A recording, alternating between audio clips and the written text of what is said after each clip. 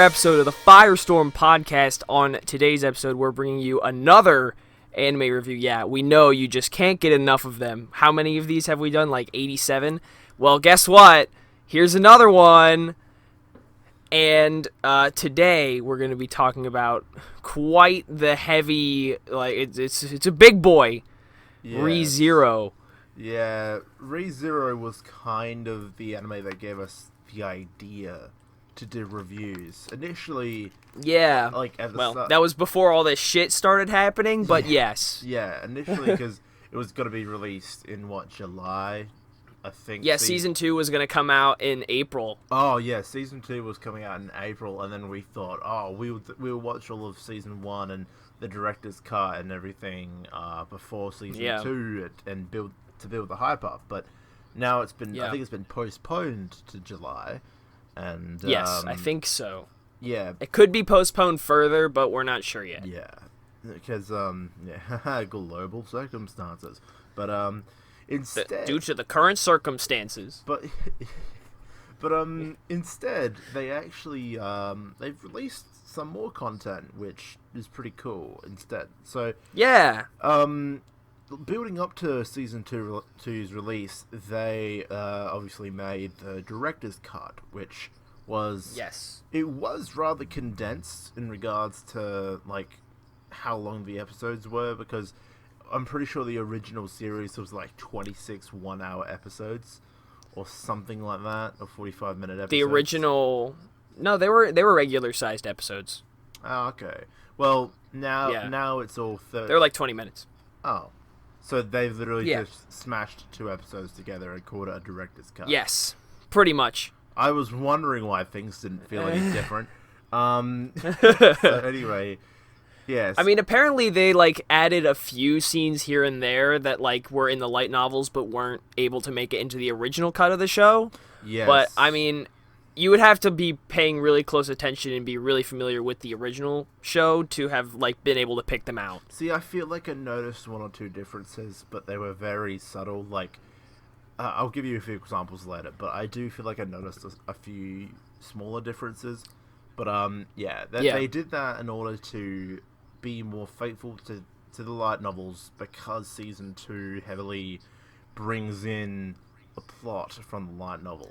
And like season 2 is gonna start some real shit, and if like you're not caught up with all the details from like the light novel that were necessary, like you're just fucked. Yeah. So I think that was the idea of the director's cut. Yeah. So we're gonna preface this with spoiler warning. We are going Big fat spoiler warning. We're going to get into the meat of Re:Zero. Also, in previous anime reviews, I've done episode breakdowns that last 2 hours, and I'm not doing that this time. This time... Yeah, if we had to break down every episode of Re:Zero, we'd be here all night. I know. This time, we're doing the arcs. So, it was actually... on Crunchyroll, it was neatly split up, which I appreciate. So, instead of Season 2 being released, Crunchyroll recently released the Frozen Bond OVA, which was a prequel story showing how Amelia and Puck met. And it also had one... And it was quite good, by the way. It was like good. probably one of my favorite things that Re:Zero has done. Like, especially since it's like its own standalone thing. Like, I feel like you can single it out as like, you know, when you're looking at Re:Zero, it's kind of hard to be like, oh yeah, that's the best episode, unless maybe it's the last one. But like with the Frozen Bond, it's kind of like this is like this cool thing that stands on its own, and it was really well done too. And it was a lot of like, it feels like we know so much more about the universe, like the world and the story as a whole afterwards. So it's like it's very good. I was a big fan of that. Yeah, same. And I was gonna say the. Amelia herself, for some reason in the show, felt like she was like still kind of mysterious at the end of the show. Like it felt like we were missing something with her. Like I feel like even by the end of the show, I felt like I didn't quite understand her character entirely. But I think that was mostly resolved thanks to this. Like I feel like I have a much better sense for who she is, and especially like getting into Puck, because he was really mysterious. Like, however, witty or whatever he was still really mysterious. Like, just the fact that he has, like, this true power or whatever, and then that's finally explored in the Frozen Bond OVA. Like, it was really good. I think it was, 75 minutes, hour 15? Definitely worth a watch if you're interested. It was excellent. Yeah, they definitely were able to, like, just add more finer detail to establish the relationship, as well as bring in and explore plot points that, like, never were previously explored. And they were able to just, like, emphasize, like, Amelia as a person, as a character. Yes. And what, because even though she was supposed to be, like, the main female protagonist, but half the show she's just gone. Like, she's the damsel in distress, and you don't even really get to see her much while she's in trouble or whatever. Like, well, she's not even really the damsel in distress. She just, like, happens to be caught up in, like, crossfire of all this horrible shit. And so, like, you don't even really it doesn't explore her character very much, and I feel like I have a much better sense for, like, who she is as a character after the Frozen Bond. Like, I don't know, she just makes so much more sense to me now. Yeah, definitely. Because in the show, she was always just, like, the kind of pretty half-elf girl who looks kind of like the witch and would say some offhanded shit every so often, like, and Subaru would be like, hey, no one fucking says that anymore. But but now it all like makes that sense. now I get it. But, like, anyway, it was very good. I'm a big fan. So, yeah, the point I was getting to, we're breaking this up into 4 arcs because it was kind of put up that way on Crunchyroll with the director's cut. So, first off, we'll give our complete thoughts on the Frozen Bond OVA. Then the director's cuts, episodes 1 to 6, which I was able to get through. Then the Memory Snow OVA. Then the rest of the director's cuts, 7 to 13, which I wasn't able to get through, but I have seen the original series a few years back, so I know what happens. But yes, we did, by the way, go watch the ending, or should I say, the new ending of. It's like the in the Avengers movies, the post-credit shit that blows your mind. The after-credit scene that fucking blows your dick off. We saw it, and we're going to talk about it at the very end. But, yeah, let's get on to... Yeah, I don't know if you've already just said it all, but let's get on to our feelings about the Frozen Bond.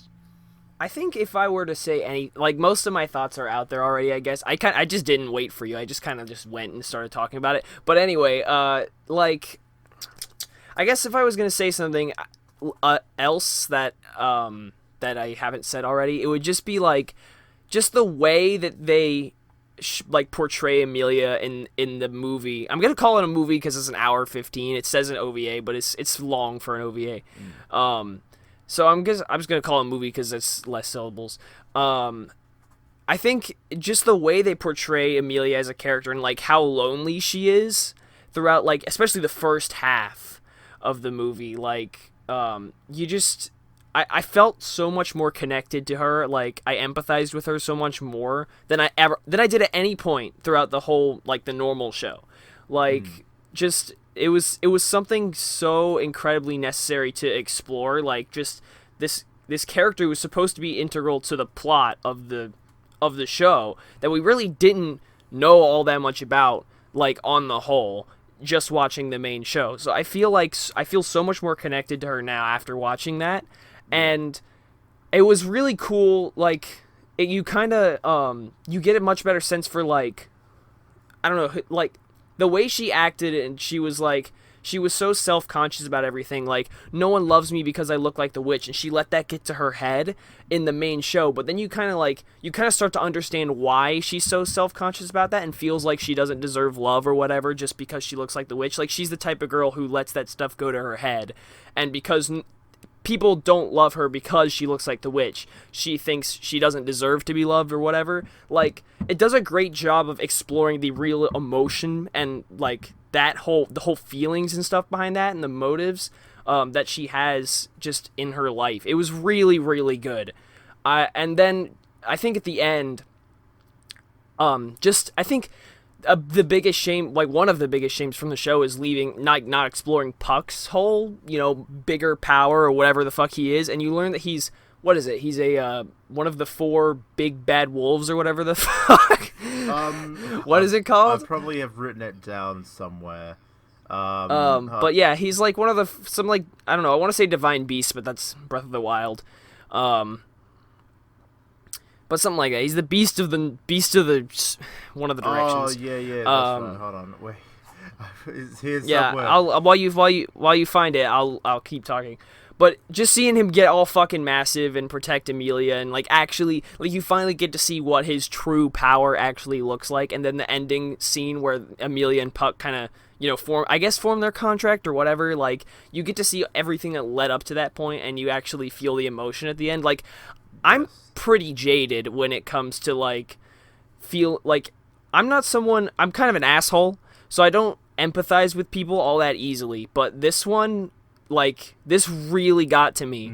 I think it was really, really good. Puck's true form is he is the Beast of the End. That's his true form. Beast of the End, okay. I thought it was East or something, and I got really confused. No, Beast of the End. Yes, that's his true form. So, yeah, and he's fucking massive. He's a massive fucking furball, and it's great. They did show off Puck very briefly, his true form very briefly in the main show in one of the endings that Subaru got, where Amelia was killed, and then Puck turned into the Beast of the End and destroyed the mansion and everything, and then decapitated Subaru. Oh, I think I remember that. Yeah. Yeah. So we briefly seen the Beast of the End, but we got to fully explore his powers here. Yes, it was very good.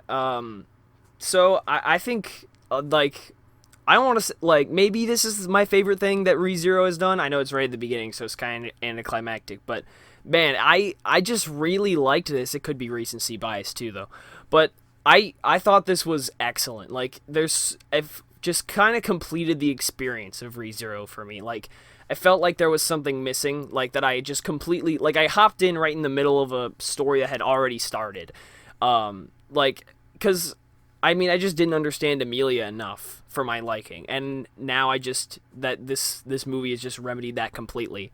So I'm a big fan of this. Like everything just makes sense. Like you just get to see how she progresses into like further self-loathing and all this other stuff. Like you feel the emotions; they're actually there. And I will say her voice performance it's only in Japanese, but whoever her voice actress is in Japanese did a wonderful job for the Frozen Bond OVA. She was fantastic, just all the way through. All the voice actors and actresses were phenomenal in this series. All of them were great. Yes. Mm-hmm. But yeah, I mean, obviously Amelia's the one being focused on here, and I think she did a wonderful job of conveying all those emotions she was feeling. Like, you like when she broke down crying. I think it happened like maybe there's the one big one, towards the end, like in the later half where she breaks down crying. But like you just felt all those emotions in her voice, and it was very well done. Very well delivered. I want to bring up one of the quotes that actually happened in the big, like when she broke down at the end, and she was losing her shit. This quote literally sums up her backstory. She says, "Why do people always hate me for reasons I can't do anything about?" And then Meliquira, I don't know, the giant fire... Meliquira! The giant fire demon responds with, "You are a half demon. You are a witch. Simply being alive is your sin." Yeah, so that's kind of like... that's some heavy shit. That sums up Amelia's backstory. And like... just her, it sums up her to a T, but there is so much more to Amelia, obviously. Like, and right. You're right. The Frozen Bond got to explore her in a much more in-depth way compared to the main series. But if you ever want a simple character synopsis, that's it. That's pretty much. Yeah, it's pretty terrible. Yeah, but that's it. Yeah, it's some heavy shit, and they like the writing and this like I said, the voice performances. It's all just top of the line stuff. So yeah, I don't know if they're gonna dub it, but even if they don't, like, you don't want to miss this. Like, this was a great fucking thing that they did. Yeah. I'm a big fan. All right, I think that's all I have. So Yeah, go for it. I reflect what you said greatly. I heavily enjoyed this because you're right. With the introduction of Amelia in the main series, you learn like inklings of what her character was about, and her like you straight away figured out her relationship about being like her status of being someone that looks like the Witch of Envy, the Satella. Yeah. So you kind of get that. Oh, okay, she's been through a lot because she looks like the witch, but she's not at all like the witch. But then you watch this, and then things things clear up a bit. It basically shows her from the time she was quote unquote born, because there's this whole bit with her and a bunch of other elves stuck in the ice, and she's the only one able to get out of the ice, and then she has no memories. And then there's a whole bit with Puck going up to her and saying, "Oh, I'm sorry I left you all alone." So it kind of hints that there's even further relationship between the two that we haven't seen yet. But because Amelia can't remember anything, it kind of just resets, and this is where the story for them starts. And Amelia just acknowledges Puck as her father because he wants to look out for her.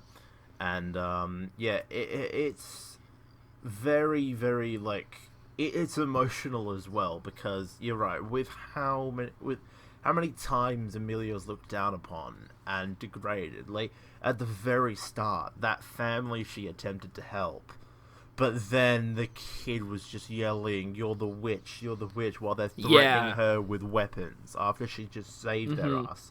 Like, yeah, exactly. And as well, her ice powers, which were the crystals, which were kind of explored, but then it was Puck's powers. I don't know.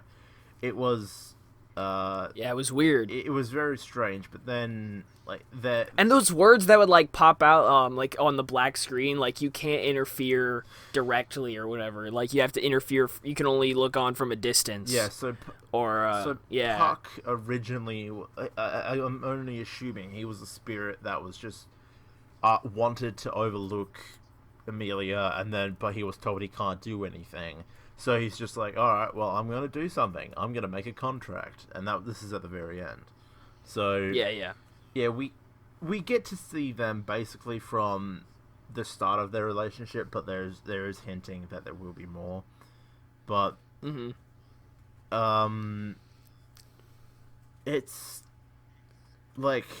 the thing that this wasn't my favorite part of the entirety of ReZero, but it was I really enjoyed it.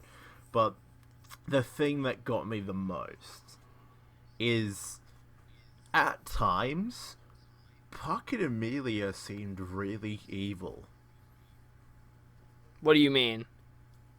Okay, maybe you can help me explore this, but Go on. What was the part when Amelia went back into the village and everyone was she thought that everyone had run away, and then it's just the shopkeep left, and then she takes off her hood and says, "You should be afraid of me. Run."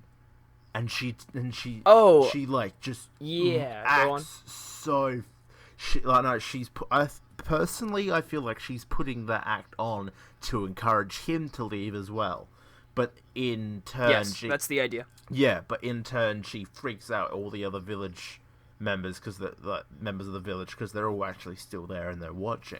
So then that's how she gains the reputation for being like the Witch of Envy, because she literally just threatened a man. So so what I think that was, it was trying to get them out of there, but like by force, because they probably wouldn't have listened to her if she was just being nice or whatever. But I think the story was that the villagers like sold her out, or like maybe not sold her out, but like what's the word? I'm trying to think of the phrase, but like basically they told that that hunter guy or whatever where she was. Because they came to the village first and threatened the village if they didn't tell him where she was. So they were like, we had no other choice. We had to tell the guy, or he would have like destroyed our village. And so I think word got around that she was like the witch or whatever. Like when she almost like, or when she did helped kill like all those hunter guys or whatever. And I think like word got around like, oh, she's exactly like the witch. And then I think she put the act on to be like, yeah, I'm the witch. That would make more sense. Well, you should be afraid. Yeah, I don't think it was meant to come off as her being evil. It was just more like her trying to save them in a backhanded way. Yeah, and but there were even parts where Puck seemed like he had ulterior motives, and yeah, Puck's definitely weird. Like we need more about him, but I was more concerned about Amelia, mostly. So yeah, but yeah, like there's definitely some parts of Puck that we just don't understand. Like he's big bad boy spirit boy, but I mean, you know, I feel like that is something that will likely be addressed like much later if it's addressed at all. Yeah. So we'll see. But yeah, it also like this OVA deals with some very serious topics. Like not even 20 minutes in is when that hunter guy comes in and says, "Yeah, we're here to kidnap you and rape you and then sell you." And it's just like, wow. Yeehaw. Okay. And the thing is, yeah, that escalated really quickly. Yeah, and the thing is, it didn't even come off as like a cliche threat. It came off seriously. And then Amelia, who was not even fazed by that, was just like, well, I'm not sure if you would like me. And then she reveals herself to look like the witch, and even then, the hunters that just threatened to assault her start freaking out. Well, all of them except for one. Yeah. And the one is a bit crazy. And, wacko. Yeah. But, yeah. This gave a lot of insight to Amelia and why... Which was much needed. Yeah, it does. It gives... And especially as well, after I watched the first episode of the director's cut, like, after this, so many more things made sense. It was just like... Oh, that's why she acts like this when Subaru gives no shits to her being a half-elf. That's why she acts like... exactly. It made so much more sense. And, yeah. Overall, I thought the subplot with Meliquira was a bit odd. Like, that was just... Yeah, that was definitely weird. I think it was just meant to be, like, the catalyst for the rest of the shit that went down. Yeah, but... It was kind of lame excuse, but, I mean, I don't know. But I didn't really find him interesting either. No, I didn't... It's just like the hunter guy came back in the form of a fire demon or something. Okay. Yeah, but it was already a horse demon seeking out the witch. Yeah, that wasn't explored enough. Yeah, but I don't think it needed to be. I think you're right. It was just the catalyst to get a final showdown, but also to, like, emphasize that everyone, even demons and gods, want to kill her because she has the powers and resembles the witch. Has a resemblance of the witch. So it's that fucked, the level of how many people want to actually get rid of her because of just her mere resemblance of the Witch of Envy. So... It's fucked. It is fucked. But then, I liked the end credits scene as well, because there was a quote... It showed Subaru, Rem and Ram after Subaru and Amelia's date, I think. And there was... And also, by the way, the ending song was really good as well, and I want to figure out what it is. Yeah. But yeah, there was a great after credit scene where Subaru, like, made Amelia an ice sculpture, but then it starts melting. So then he says, "There's no such thing as ice that doesn't melt." And then Amelia takes that to heart because she remembers all of the frozen elves in the forest where she was. Yep. And then thinks, oh my god, one day they might actually defrost. And it's like, I don't know.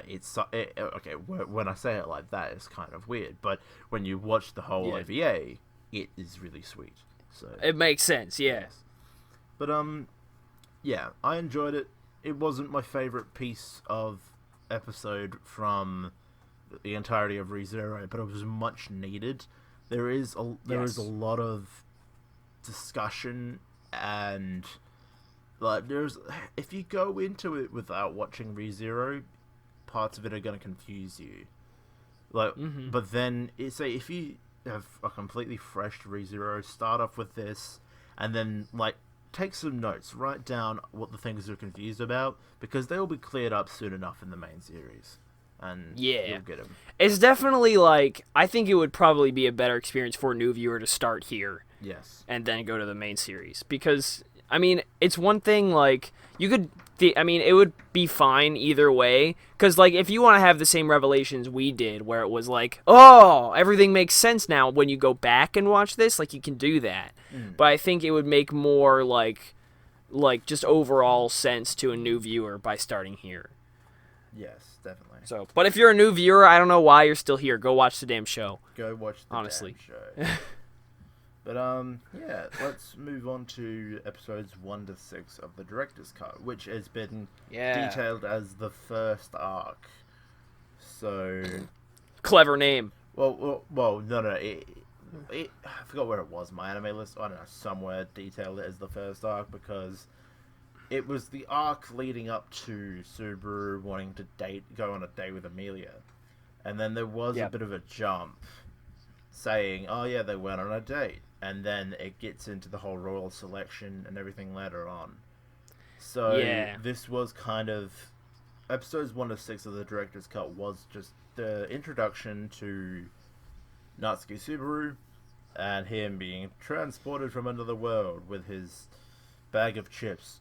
And which, by the way, is it's the thing that makes the most sense out of everything in this entire show. It doesn't make any sense because it happens, and that's it. Yeah. He literally, like, he just fades, like, he's sitting in one spot, and then the background fades from a dead city at night to the big bustling city in the other world, and that's all she wrote. It's never addressed again. I think they are going to talk more about... When he meets Satella, I think they'll probably talk about it. Yeah, definitely. But yeah, right now it's ambiguous. But Yep. Yeah. I'd rather him have gotten hit by a car or whatever else excuse they give for isekais. Truck-kun. That's what we need. Yeah. But exactly. Yeah. Where's Truck-kun when you need him? So unlike every other bloody transport into another show. And transport into another world show that we see. ReZero... It's crossover time. I know. Isekai Quartet. Anyway, no, yeah, dude. ReZero goes about it in a much different way, as in... Yeah, he gets transported to another world, but there are several other, like, powers and catalysts that have yet to be explored, whereas... he's not just a generic guy with black hair with no powers and the ability to like hoard harem. No, he's a guy who accidentally discovers when he dies he kind of has a reset point. And this is used to demonstrate his pain. This is used to demonstrate his feelings over dying and his actions in the future very, very well. Very well. And it's frightening. It's like very frightening how we get to feel his pain on several occasions before he dies. It's detailed very well. Yes, it's terrifying. Like in some of the death scenes, like they're very just completely fucked. Like the one where I've never been as scared watching an anime. Like just never have I felt like, oh, I don't like this. Yeah. You know, something's just I think the water's come down. Holy shit. The water? Yeah, I think because I'm in the basement. I think the water just like flowed down. Sorry if you guys heard that. Yeah, I heard it. That's all right. Yeah, no, but like I think it's one of the deaths when Rem kills him, and Oh, dude, yeah, and dude, that's awful. the eyeball rolls onto the screen. It's like, Yes. oh my god, that's Yes, that one and one of them towards the more towards the beginning, in the shop or whatever, or like the bar, when the one chick kills him, that was really fucked too. I can't remember which one it was though, because he dies multiple times in that first sequence. Yeah. Like 4 times. And something like that. And I can't remember which one it was, but like that evil chick. Elsa. I can't remember. Yeah. Do you want to build a snow? Oh wait, I'm thinking of Let It Go.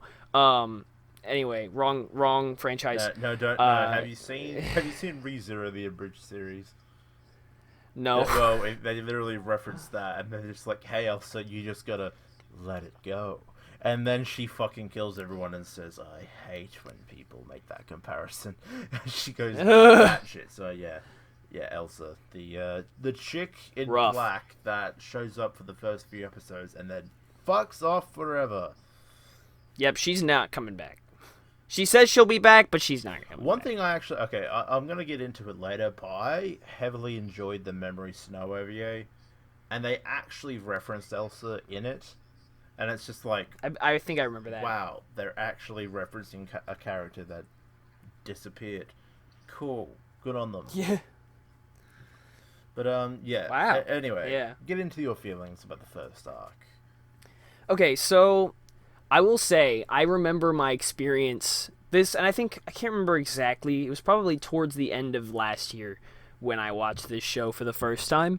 I remember, like, it's so different from any other isekai show you're gonna find. Like, just the way they handle it. Like, you know, most isekais, even more ones that are more fucked up, like your SAOs or whatever, like, most things they're gonna get kind of serious from pretty early on. Like, you know, you're gonna start, like, planning your trying to get out or planning whatever, or some of them you'll just go to some school with a bunch of chicks in it and your life will just be dandy and you'll just get to fondle boobs all the time. But this one is so much different. Like, Is that a Trinity by 7 the end reference? of What? no, not really, because that wasn't. I mean, is that an isekai? I don't know. I guess I don't know. It's hard to tell. Yeah. But that I feel like that's a lot of isekai shows. Yeah.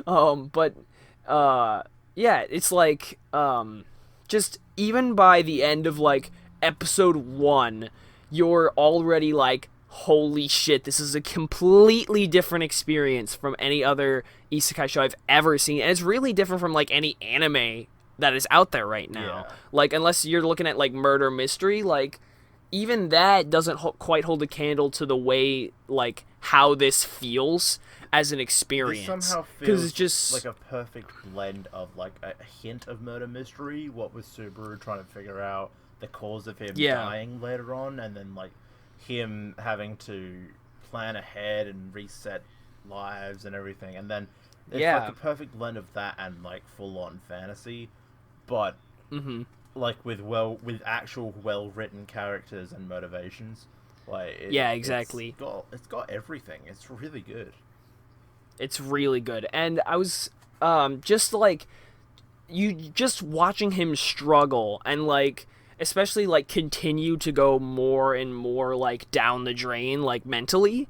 Like I don't think this first arc contains the part where he really loses it with Amelia.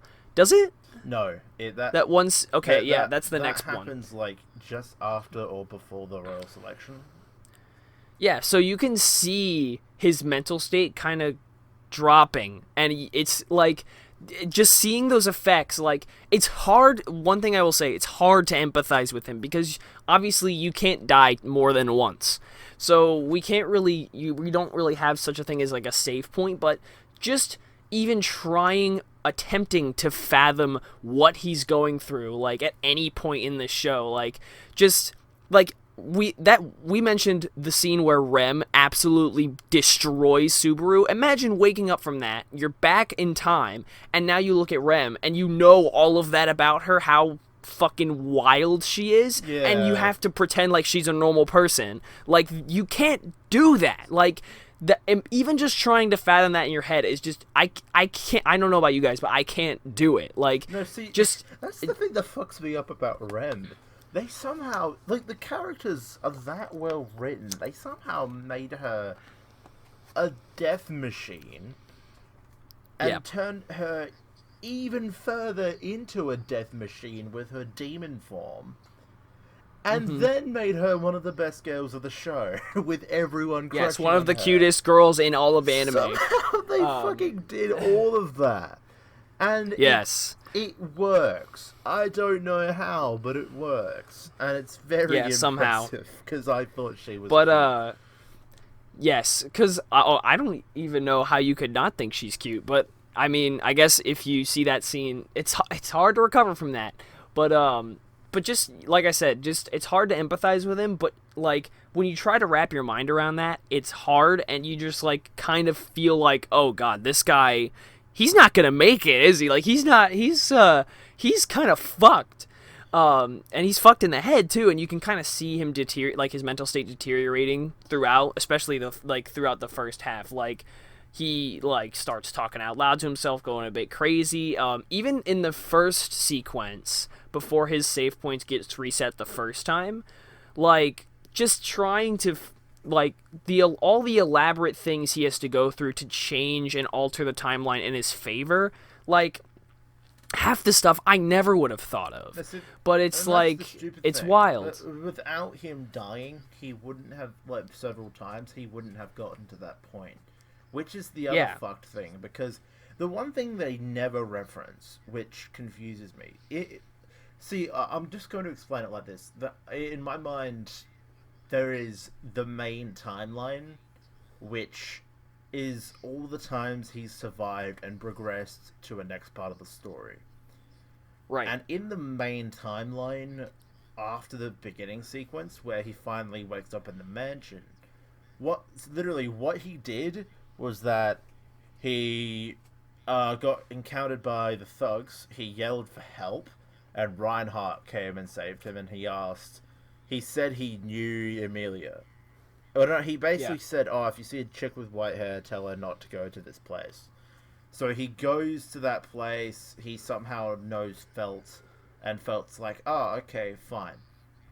So then they meet up, and he wages for the insignia, and then Emilia comes instead of Elsa.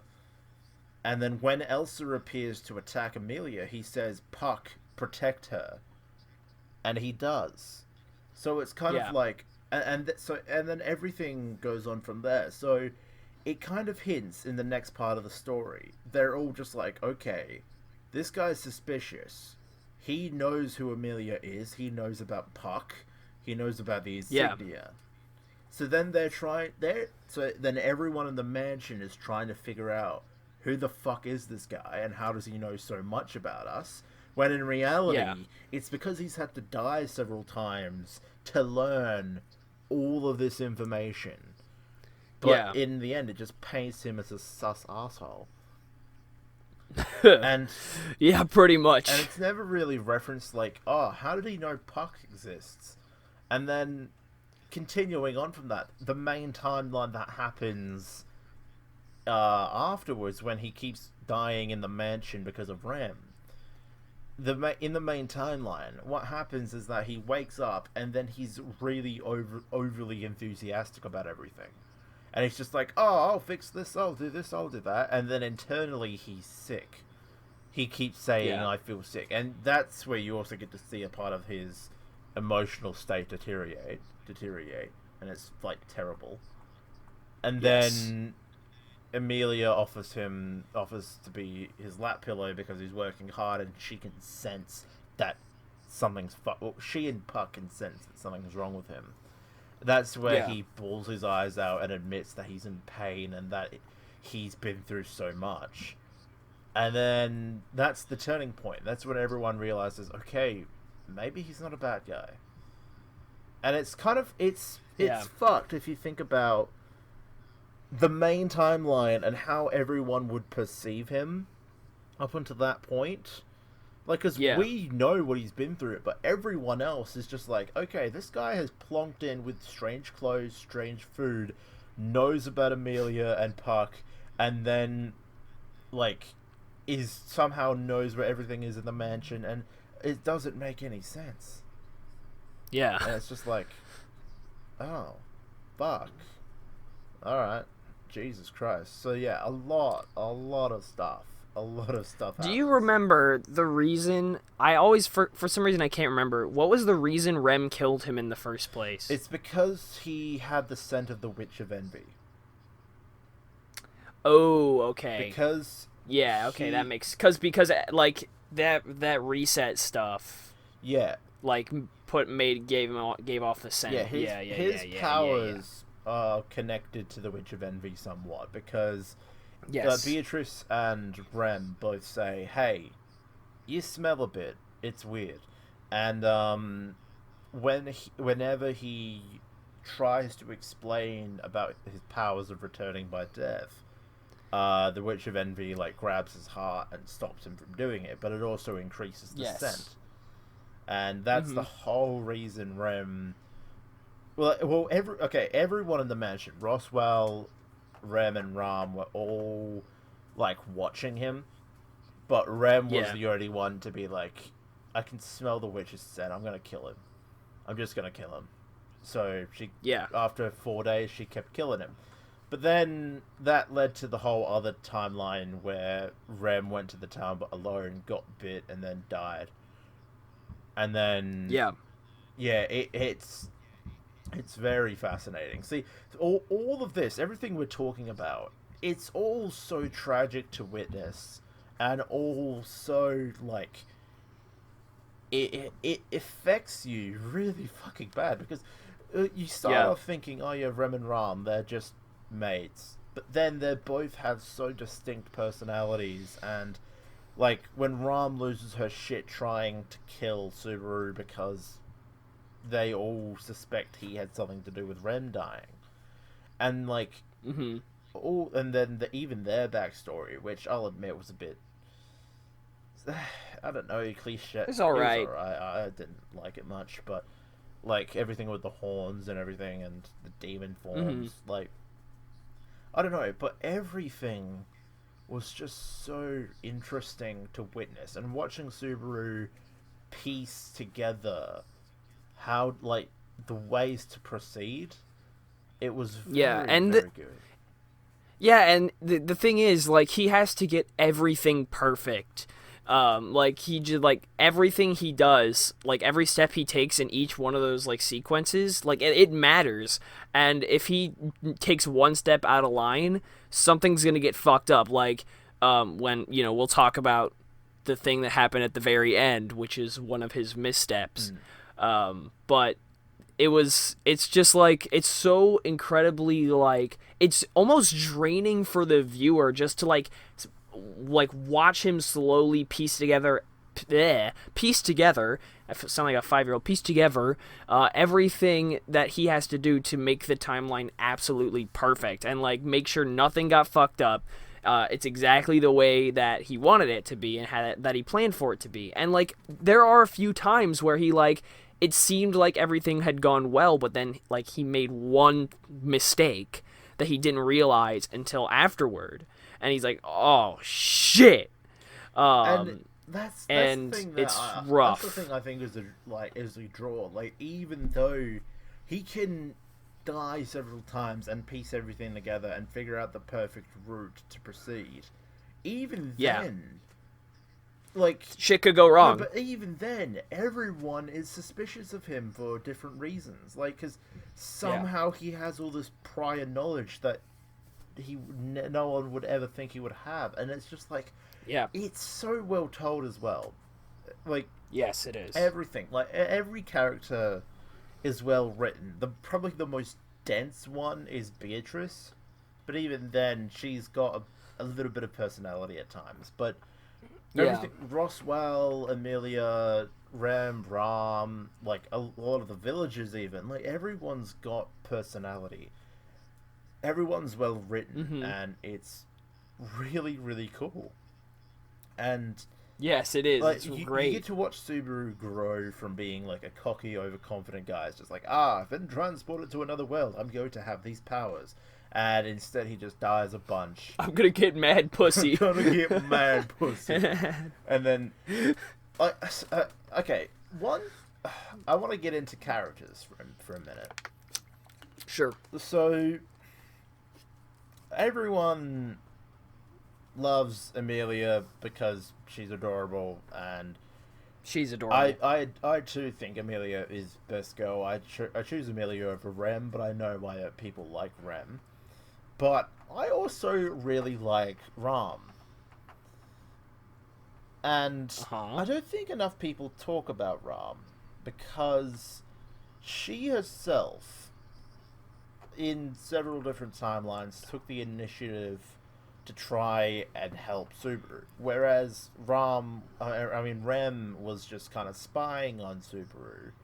Ram actually took the initiative to try and get to know him, despite calling him Barosu the whole time. I don't know what that means, but like, I think she's just intentionally getting his name wrong. Okay, fair enough. But yeah, Ram actually takes the initiative to be like an older sister, like teach him how to read and write, and then like teach him how to cook and everything. Even though Ram is better at all of it, Ram takes the initiative to try and share knowledge with Subaru.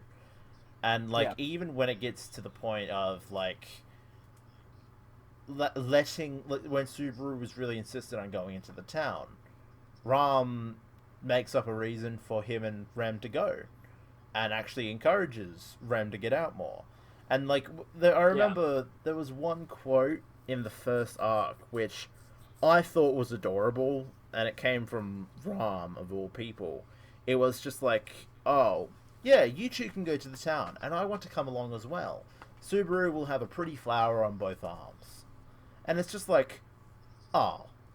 I don't know why. That's kind of cute. I felt that was really sweet. Even though they both kind of detest him at the start, it's like, it's like a real good growth of character. Like they really grow together. And then even when like Subaru jokingly calls Ram Oni-sama, and then like legitimately calls her that afterwards, like she just accepts it. And it's, I don't know why. She's just chill.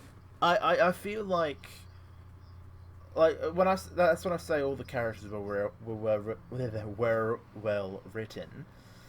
Yeah. Even I sound like a 5-year-old now. Yeah. But, join the club. Like, everything about it is just so well done. Also, I've just skimmed through some of my notes as well. Not only does Rem kills Subaru several times, not only because of the Witch of Envy thing, like because he has the scent, also because they suspect him of being part of a rival royal selection group. Because he knows so much about Amelia. So that's another reason they suspect him. But yeah. Interesting.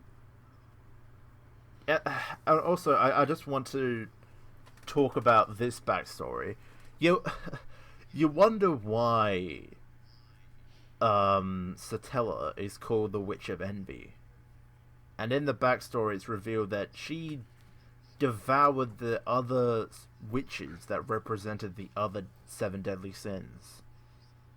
And she's the only one remaining, the Witch of Envy. Oof. And it's just like, that's, in my mind, as a writer, that's fucking cool. Like, yeah, that's a cool reason to call her the Witch of Envy. She devoured the other 7 the 6 other sins. And it's like, whoa. Yeah, that's kind of wild. Fuck. But she's messed up. Yeah. Also, I want to gush about the music. I love the music. The music is really good. The OST in the main series, wonderful. Fits every situation perfectly.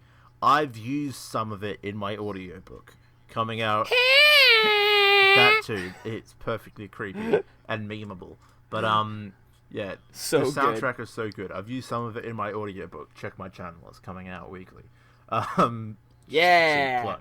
I'm on next week's or this week's. This week. This week's. I'm on You'll Saturday. be, What? Wait, hold on, no. You're on next week's because this is coming out Wednesday. Yeah, but this upcoming weekend, Yes, I'll be on this it. upcoming episode, Gus will be in it. Yeah. Anyway, yeah, redo Styx Helix, and then redo Paradoxium, something else. I don't know. The other song by Myth and Roy that comes in later. Oh, jeez. I love all of the music. It is. Oh, fucking redo, bro! See, everyone. Dude, I love that shit. Okay, look, I love redo as well, but Styx Helix is my favorite song.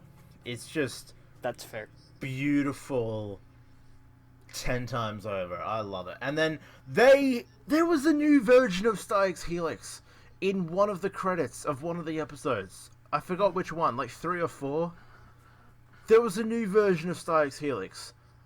That's why. And I lost my shit. And then in episode 6, where Rem Rem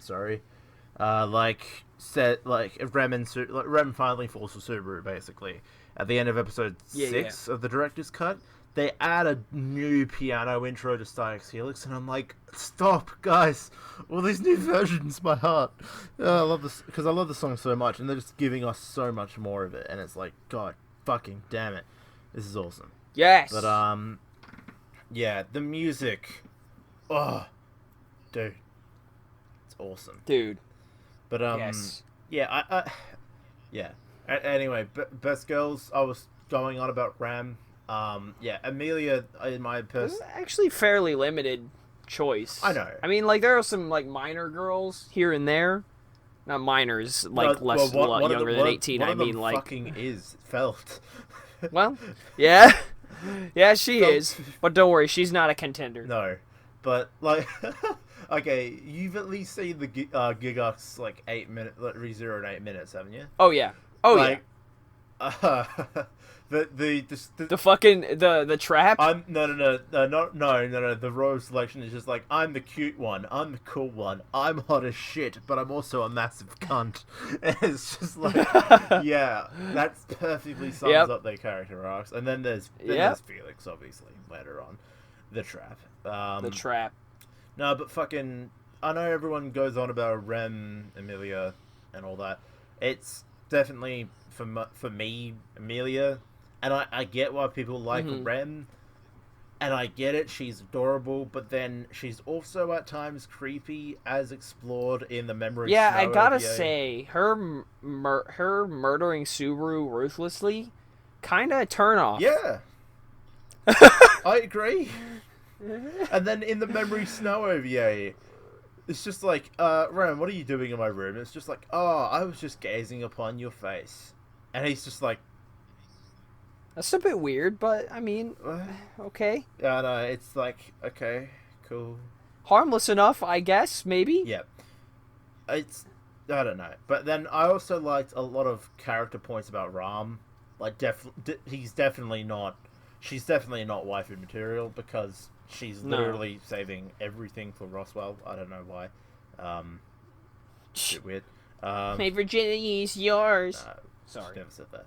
But, yeah, I do like the character. I regret it. I like the character of Ram. I like the character of Amelia. I like the character of Rem. I like all the characters. They're all they're all very good. Like Subaru, I think Subaru is probably one of the more, like, he's not just interesting in the world of ReZero. He's interesting in the world of anime. Like, just I don't know. Like something about the way he's written.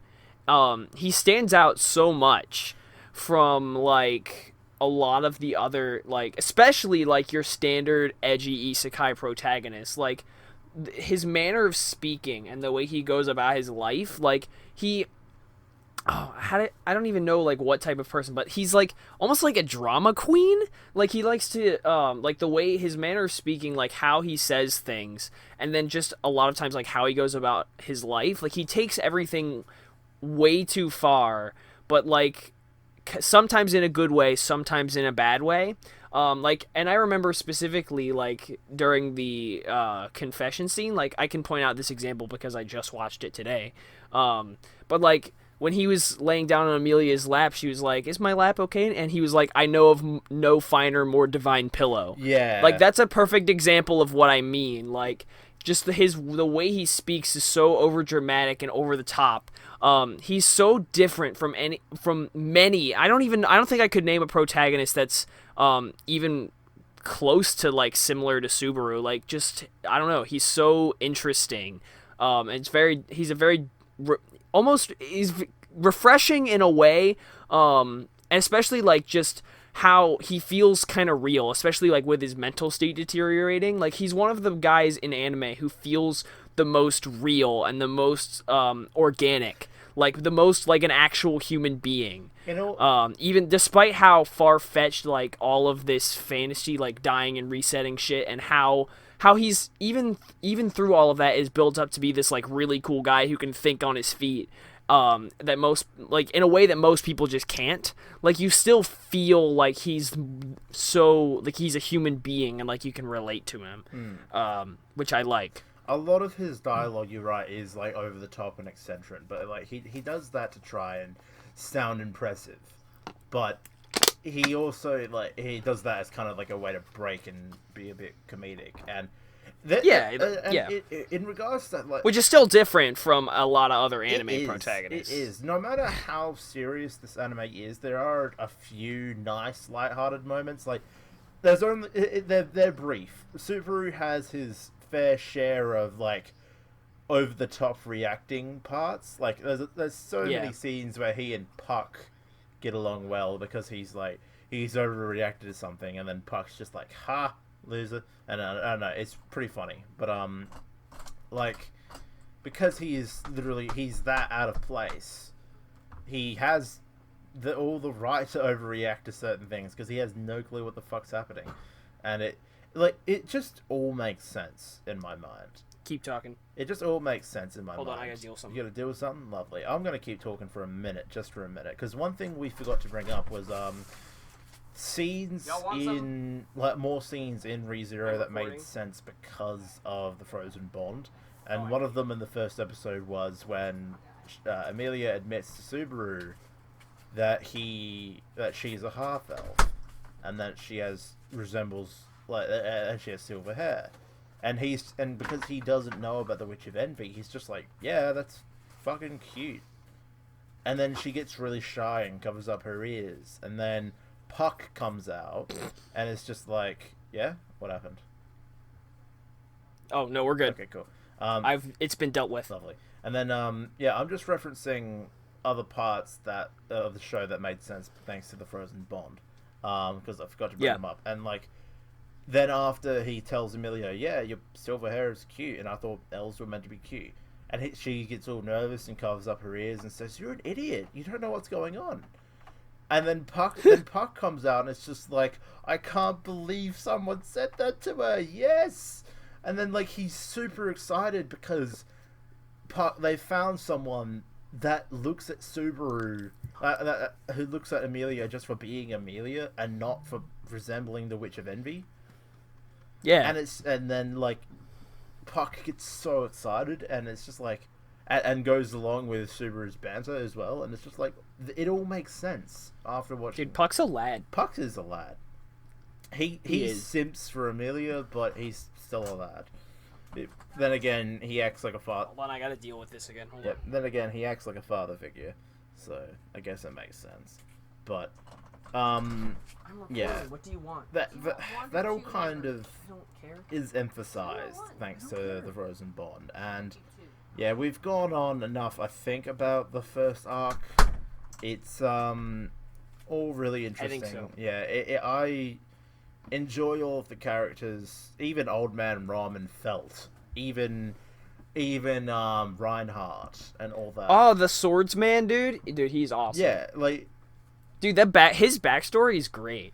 yeah, even when they try to show him off and demonstrate him like as like generic OP motherfucker, who's just a cool white knight, and he's actually got like backstory as well. It's just like he's actually a cool dude. It's like fucking cool.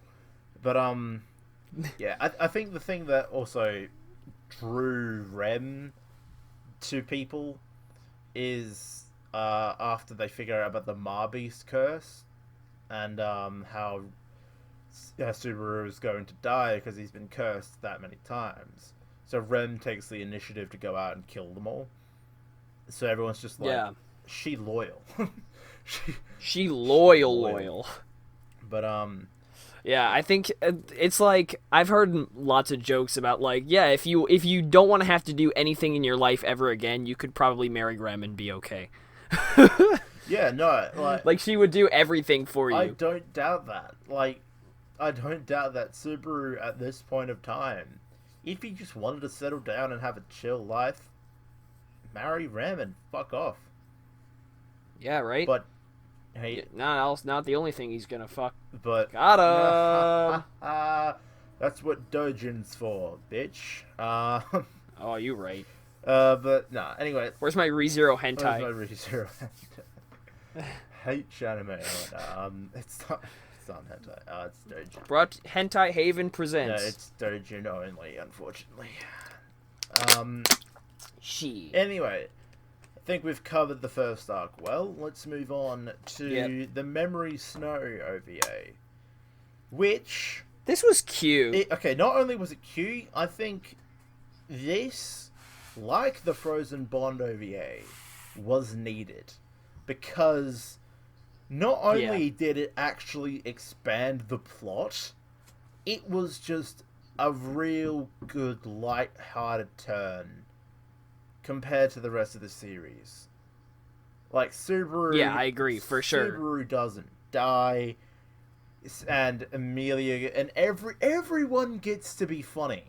And I fucking loved it. It was really good. And even then, there was still some serious moments that, like, hinted towards the future and the past and everything. And it was good. But it's just... It was still fucking hilarious. Like, I've got so much to say about it, but I'll let you go. I'll let you go first. Okay, well, all I really have to say is, like, I just thought it was really adorable. Like you said, it was really necessary because there isn't a lot of moments in the show where it gets the opportunity to breathe. There's just so much happening all the time. And just this little bit of just mundane character interaction, of just them living their normal lives, it's very welcome, and it's a great change of pace for this show. I wouldn't even say they're living their normal lives. Like, there's still stuff happening, like with Puck's magic release, but it's all it's all done in a more light-hearted manner because there's no life or death involved. Yeah, I mean, they're they're not in real mortal danger, which I guess is the good change of pace. And I think, I like just watching them talk to each other in like a more casual setting is just really, it's just a really good way to like expand the relationships present between all the characters. And I don't know. I just thought it was really cute. Like, I don't really have much more to say. I don't remember it all that well. I just remember that, like, there was the snow festival and Subaru did some fucking wacky shit like he normally does. Not wacky shit. He just went over the top a little bit, but that's what Subaru does. I remember, like, towards the end, there's, like, this little conversation between Subaru and Amelia that was really cute. And I think Amelia... This is the one where Amelia gets a little tipsy, right? Shoot, that was cute. Yes. That was cute. But I think other than that, like, just watching them do their thing, it was like... It just felt like much-needed breathing room for the show since so much happens all the time. But yeah, it was like, I mean, obviously them just going about their normal lives wouldn't really be good television, but because so obviously like the thing with Puck's magic release like being implemented, like that makes sense. Like just having them deal with some kind of conflict as opposed to just nothing. But but it all made sense in the end. Like just the way they resolved it was nice. So yeah, I thought it was like just really cute. Like just again, much needed breathing room. Definitely for the show. Definitely, and like I had a again like there was just so much I enjoyed about this because it added Subaru's little slice of comedy, but then just increased it tenfold and let everyone else have their comedic moments as well. And even then, they referenced the hell out of everything. They referenced the Frozen Bond even. Like, they referenced the meeting between Amelia and Puck when they met in the forest. Then they referenced Roswell using his power on Ram. And that's why Ram got really shy and blushed when Roswell said, "Don't worry, I have to use my power daily." And, not in a sexual way. And then, hey. And then they even reference, but even Beatrice gets some, like, hint at a backstory with saying, "My mother told me not to drink," even though she's legal to drink, apparently. Yeah. But, like, we've never heard anything about Beatrice's family before, so that was cool. And then, although there's a few other things I want to talk about, but the quote at the end from Puck to Subaru, Puck to Amelia, the quote goes, "I don't know if Subaru will still be interested in being by your side until next year.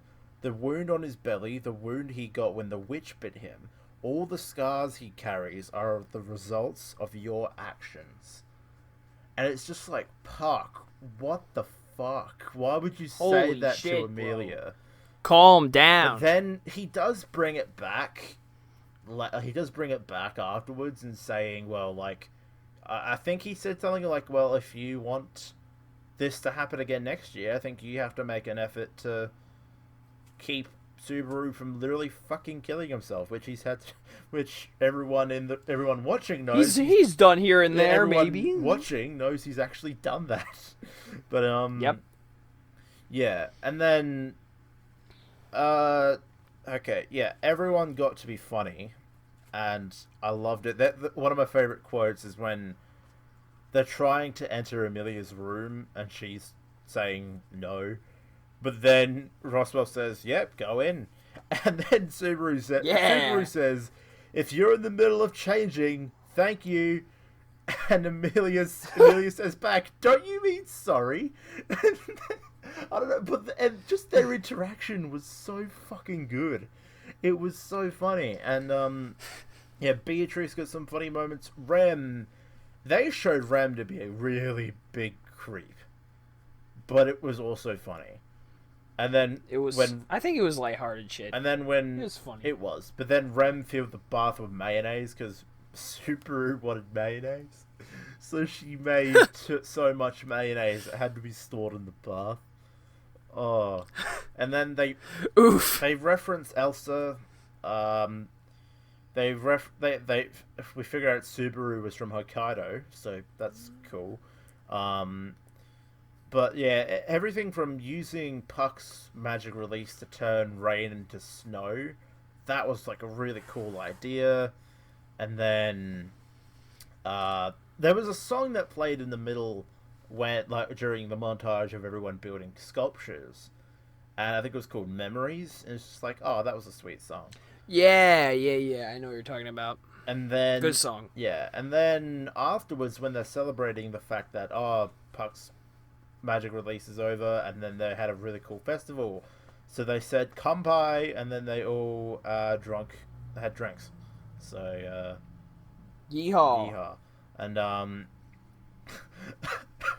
one of Subaru's lines is just like, Because Amelia guessed that Subaru was 12 or 13, and he's just like, Huh. if you were 13, I'd be a criminal. And she's just like, Damn. She's just like, why would that make you a criminal? And then he goes to explain it, but is cut off. And it's so funny. Oh, it's so funny. And then he says, "Oh, you would be really cute when you're drunk, Amelia." And then she's just like, "No, I won't drink." And then Roswell's just like, "Come on, one drink won't hurt you." And then she gets drunk. And then, indeed, drunk... Bro, all anime girls are light as hell. I know. They just get drunk off of nothing. I know, but, I got 3 dot points here. Drunk Amelia is indeed adorable. Subaru gets to be the lap pillow for Amelia this time, and Rem nibbles Subaru with a bite. Please stop the cuteness. And then Rem... It's very cute. And then Rem purrs. Rem just purrs. And... oh my god. And then... there's the cutesy scene where Amelia and Rem, like, hug. And then okay, this is the only time they've ever done something, not explicit, but hinting at it. They showed their tits, like, rubbing against each other. Amelia and Rem. Yeah. And then their faces, like, rubbing each other. And it's because they're drunk. But it's just, like, that's the only time they've ever... I think that's, like... yeah, like, all the fan service you get in the whole show. I think this was made exclusively, not this OVA, I think it was... for that? Oh, yeah, absolutely. No, see, that's the thing. I think because they know how popular Rem is, they purposely made this to kind of be like, hey, Rem's actually a bit of a creep at times. But also, yeah, here's some fan service for you. So, yeah, just... we're back where we started. Yeah, yep. But then... one step forward, one step back. Yep.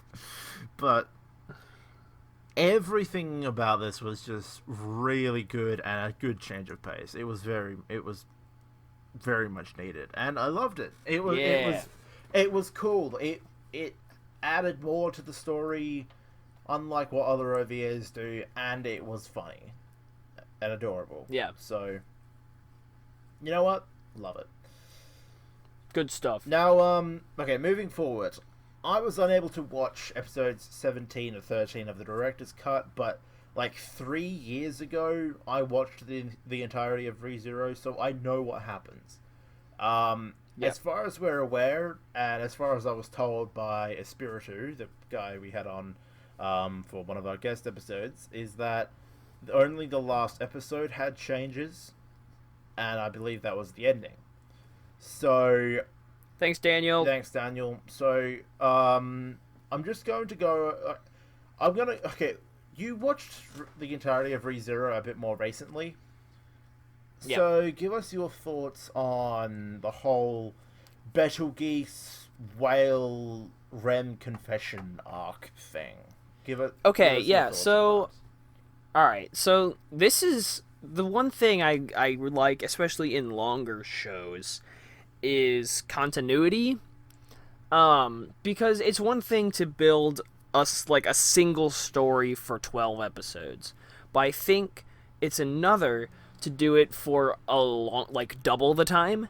And I really like to see, everything kind of culminate from one spot, build on that spot, and, build from that spot, and then, enter the climax where it's, everything leading up to this point has led to this moment, and, this is it, final battle, whatever, everything depends on this.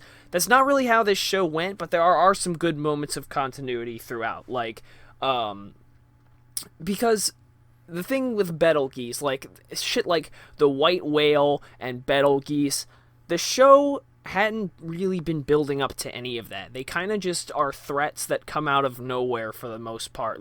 They are built into the story in a way that makes sense, but especially, when I was watching it, I couldn't help but feel like, where the fuck did this guy come from? Why is he talking like that? Like, what are you doing? And, like, there are some really good moments, like, with Subaru trying to deal with all of it.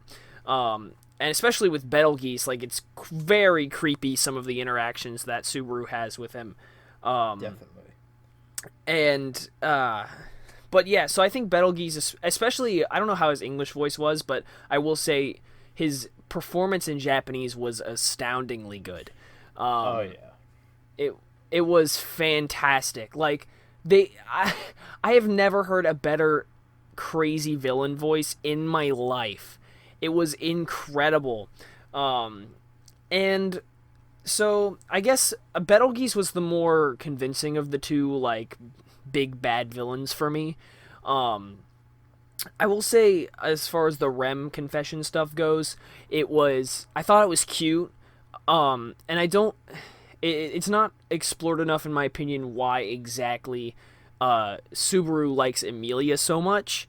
But I think it was necessary, like, you know, and when you see the ending, it, like, kind of makes a little more sense. But at that point specifically, it was just kind of like, well, you're just completely, you know, Subaru's, like, completely just shoving the girl aside. For this girl who, especially at this point, we didn't really know all that much about on the whole.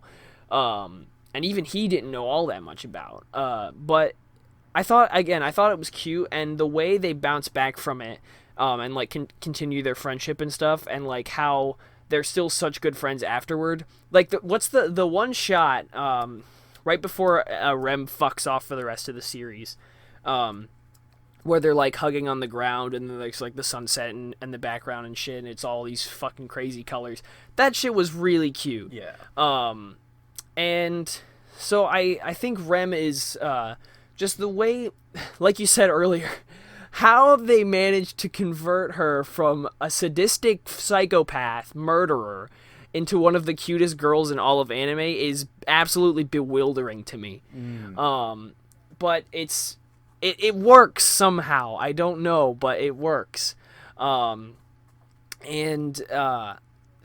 I think, and it made sense. Like, the actual crush Rem has on Subaru is a bit odd to me. Like, I know, like, you kind of get what she sees in him, but I think it was, especially, like, when she falls for him initially, it was, like, a little bit weird. Like, oh, okay, calm down, you know, one thing at a time. But I think the confession, like, the time of it made sense. I'm not sure it was entirely. What were you gonna say? The one thing that the thing I get the most from why why Emilia and Rem in their own ways. I'd say Emilia does like Subaru in her own way. Yeah. But she just doesn't know how to express it, because she's never really felt anything like that before. See, that's the thing. I feel like with both Emilia and Rem, neither of them have received such affection before. So they just fall for Subaru. Which, with Emilia, I kind of get. It's been building. But there was some conflicts between the pair, but then it was made up for. But with Rem, it's kind of like, this is one of the first times someone has looked at Rem and tried to convince her that she is her own person and she's not just a shadow of her sister. And then that's one of the reasons why she just blatantly follows Subaru from there, because he's shown her something that no one else has. And I will admit, that confession, that was so adorable. But then I remember the outcry when she got cucked so massively. I want to learn what I love Emilia, but in Japanese, that it's just like, oh my god, she got cucked so hard, and she did. It was so upsetting. But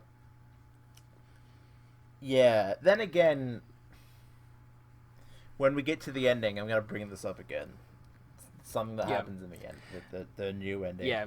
But anyway, it's quite good. Continue what you were saying. Okay, so I think that's it for Rem's confession.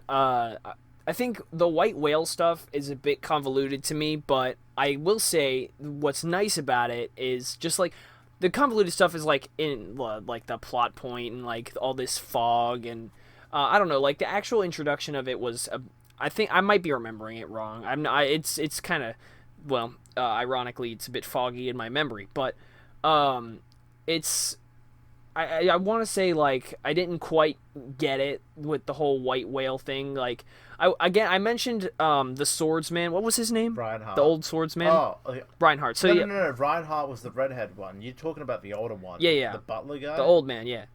Yeah, the oh, butler. Fuck. Well, I forgot. I don't know his name. I forgot his name. But his backstory was one of the best. Yes. In the whole show. Yes, I agree. He was fantastic. Like I don't know if I have been. Like, especially in the main show, that was the most emotionally into it I ever was. Like, especially, like, drawn to a character. That was the most emotionally, like, into it I ever was. Because, like, just how tragic and sad that was. Like, no one's backstory had really been explored that much up until this point. They made a really big deal about his backstory and like why he's such a tragic hero, but it was done so well. And just how badass he is throughout the show. It's just like it makes you want to root for the guy. Like despite how old he is, he just still fucking kills shit. Like he's a fucking murderer. I love him. He's awesome. Like I said, there's some good moments of continuity where Subaru uses all of the knowledge he's gained all on his multiple retries with all of the different royal selection candidates. Where he uses all that negotiation experience he has with them to get them on his side and try to help him take down the white whale in exchange for whatever it is each individual wants. And getting that one the one douchebag Julius on his side and just all that kind of stuff. Like you see a lot of characters, even minor ones, that like come to help Subaru on this quest to defeat the white whale. So there is some good continuity there, and it takes characters from a bunch of different parts of the story, but it doesn't feel like the white whale itself was. It just felt like the white whale came out of nowhere. So while I like the whole idea of like using all that knowledge and experience to effectively negotiate with all the royal selection candidates, like that was really cool. But just, I don't know, the white whale itself didn't quite do it for me. But I guess other than that, the only other thing I'd want to mention is one of the, I think maybe not my favorite, but like I think one of the best like, I guess, what would you call it? Character arcs. One of the best character moments in the whole show is when Subaru's on the bed, like, he's healing up from his injuries or whatever, and Amelia's there watching over him, and he absolutely loses his fucking mind. Where he's like, I'm doing this all for you, like, can't you see, like, what I'm doing is for your sake? Yeah. And he gets in his head that, like, and it's resolved, this is resolved at the very end, but it like gets in his head that like he's using her for self-satisfaction, and the way after he sees his Amelia's reaction and immediately starts making an effort to get his shit together and does so finally after all those like all of that trial and error, finally by the end he has his shit together, and you see him and Amelia resolve that conflict. Like that is such good storytelling. Like, because all of the the mental deterioration that led up to that point had led Subaru to absolutely lose his fucking mind. He's like, I've been through so much fucking bullshit, and I'm doing this all for you. Can't you see that? Why can't you see that? And he's like, wait, like, no, that's actually, like, I'm just being selfish. And then by the end, he gets his shit together. He is able to unify this army, a pretty like small army, of ragtag people that are probably shouldn't be working together. But he's able to do it through his powers of being Subaru, and just that the way they patch things up at the end is that we won't like do too much, but like I won't mention this too much because we want to talk about the ending separately. But that confession scene where Subaru confesses to Amelia is very sweet. It's very It's cute. gorgeous. Like, oh, it's fantastic, and the scenery is beautiful. Like, it's visually stunning, and I think the voice performances themselves were great as well. Um, so I'm like, and just the way Emilia receives that, um, it's one of those things that like makes more sense after you've seen the Frozen Bond, like how she reacts to that. Like, even though I look like the witch, even though I am a bit out of, like, I'm not very worldly and I say random shit, like, you'll still love me. And he's like, oh yeah, of course I will. And like, and she's just so happy, but she's not sure how to react because no one's ever shown her that kind of emotion before. Like, it all just, it makes sense. Yeah, it's so good. I think that, like, just witnessing that transition from completely lost his mind, when he, like, initially, like, blew up and lost his shit with Amelia, to finally him confessing at the very end. Like, that is great character development, and the way he gets there, like, he's making that effort to actually do it for her, and like, it's really, really good. I'm a big fan. So that's probably my favorite part of, like, the last half of the show.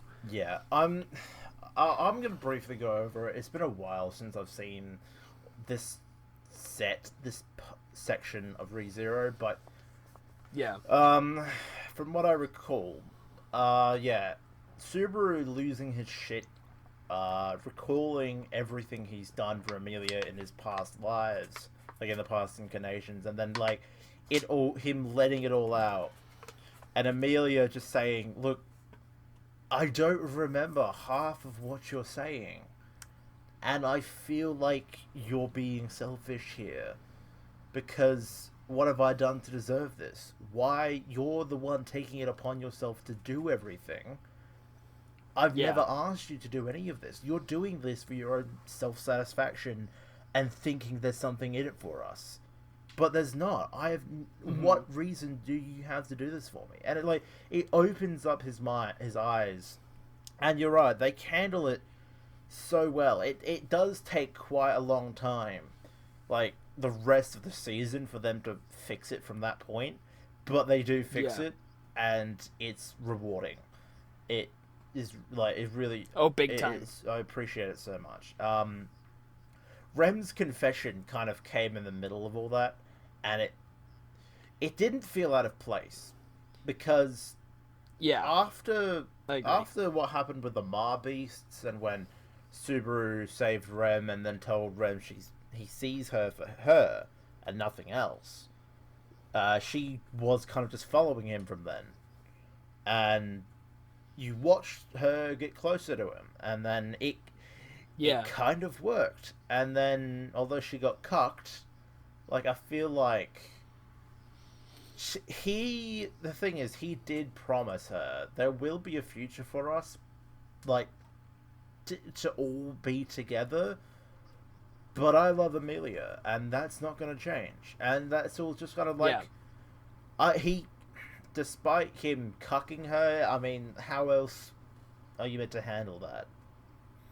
Yeah. So, like, it was done pretty well. Yeah, and there you go. But and then we get on to, there's 3 major points in the second half of ReZero that stand out to me. One is when Amelia somehow ends up dying in one of the timelines, and Puck loses his shit, turns into the Beast of the End, and destroys everything. And because all I remember is the end credits scene, where Puck just glances at Subaru, who's carrying either Amelia or Rem. I think it's Amelia. And then he just gets decapitated and falls to the ground, and then the credits roll. And it's just like, holy fuck. That hits differently. Like that. Oh my god. But, yeah, that was fucking phenomenal. But, I do have slight issue with both Betelgeuse. Like, actually, no, the other thing was the royal selection. Subaru was just a dick Like he Yeah, was just that was stupid. he couldn't read the room of politics. Tried to defend Amelia, ended up annoying Amelia and everyone there, and got beat the shit out of. But that He the deserved whole that one. subplot with Felt possibly being a candidate as well, and then all the other candidates there as well. I hope we get to see more of all of them in the next season. Yeah, because I didn't find myself caring that much for the royal selection in the show. Like, if it gets expanded on in season 2, then it'll probably be fine. Yeah, but... I thought it was interesting, but there was definitely something missing. Like, we needed more. Like, how Amelia came to be a candidate, I still don't understand. Yeah, I don't either. So, like, then again, I guess it just randomly happens. Because the thing is, earlier in the season, we figure out that Roswell, the whole reason he is letting Amelia stay at the mansion is because he wants to ascend to the throne either through Amelia or with Amelia, and in order because he wants to do that so he can slay the dragon, which is like everyone's end game. So we kind of understand that, like, having that position of power is important, and that's the. But then Amelia being a candidate, we don't understand how she gets that. But then again, Felt, the whole reason Reinhardt picked her out and made her become a candidate is because I think the gem in the insignia was glowing, which only happens only happens when a worthy candidate is holding it, something like that.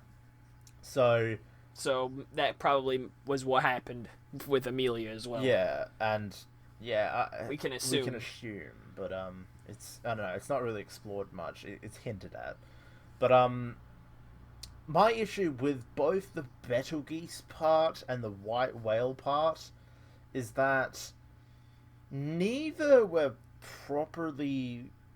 Like, I didn't like the start of either of them, but the resolution of both of them made me happy.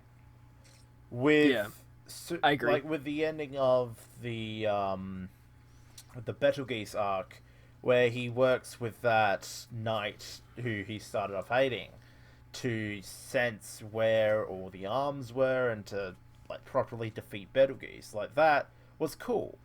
He built up everything from his past experiences and slayed Betelgeuse, and that was fucking really well done. It's just the introduction of Betelgeuse was just kind of out of nowhere, and there's like, oh yeah, I'm gonna make Rem play Twister, and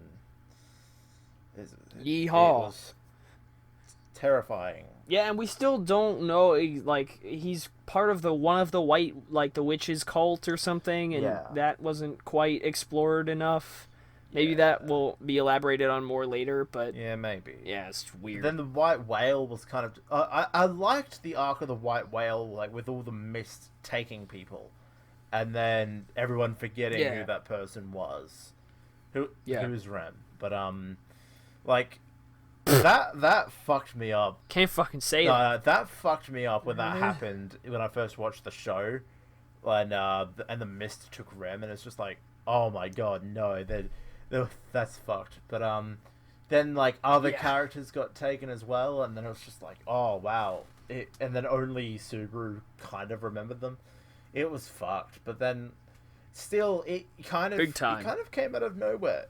It was just like, what reason? Yeah, it just existed. It just happened. And then I think it was the threat that was overarching the royal selection. It was just like, oh, by the way, the giant whale is incoming. We have to take care of it. Giant fucking whale on the loose. So, yeah, I guess that's the reason that everyone paid attention to it, but I don't know.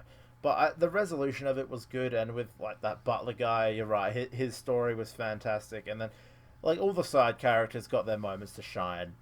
I still hate Felix for trapping me. Fuck Felix. But yeah, all the characters had great motivations and side character. Like all the characters, either the shit ones where, like, the bitch cunt royal candidate, like, she was a cunt because she had her own motivations, which were bad, but still character motivations. She wasn't a bitch for the pure reason of being a bitch. She had motivation. She had her own reason. And Yeah, I feel yeah. like every character was written well, even the side not so important characters. And I like what you said as well with the building up of Subaru's past experiences, learning how to bring all the candidates together to fight against, like, to join his little army to fight against the whale, rather Yeah. get them all to work together so they can defeat the big enemy. And it was just like, it was done very well. It Yeah, it was. and yeah, the confession scene at the end, that was adorable. And one thing I Oh my god. One of the cutest, like, not even just confession scenes, like one of just the overall sweetest and cutest, most wholesome scenes in all of anime, I would argue. it was so Like, good. just the build up to this point, and then the execution of it. Oh, it's adorable. It is just everything. Because it's like literally from the very beginning, like everything, like from when Subaru said she was cute, like everything was building up like to that from the beginning of the show, like top notch. Yeah. Good stuff. No, I can't elaborate further than what you said. You nailed it. It was just so well worth it, and Amelia's reaction was appropriate, and it's just like, I want to see these two together now. I just want exactly this to happen. Hardcore shippers now. Whenever us. she's ready to be like, you know what, yes, let's go out. Let's fuck. Or fuck, but Either one. either one. But like when she finally gets to that point, it's gonna be like, yay, good on ya. I actually feel like you deserve it. But Yes. yeah. And one thing I just want to quickly mention that I feel like I've overlooked a bit. Everything of the building blocks of this anime was perfect. The music, the animation, the voice acting, the storyline, the way it's written, the plot, everything together made this is one of my favorite anime. Like, because it's an incredible experience. all of it together has just made something like fucking amazing. Like, I can't understate, the animation is beautiful. Like, when it gets to show off scenery, it's beautiful, and when it gets to show off fights, it's awesome.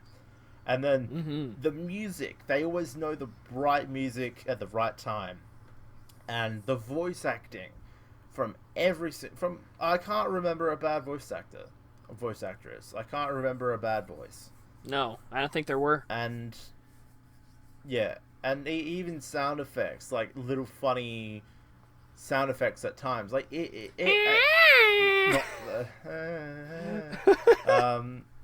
like it, and it, although they tried That's to be the best sound lighthearted at effect. times, but they were never always successful.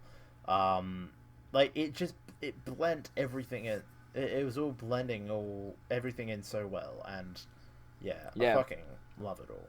So Yes, it was very ReZero good. is top notch.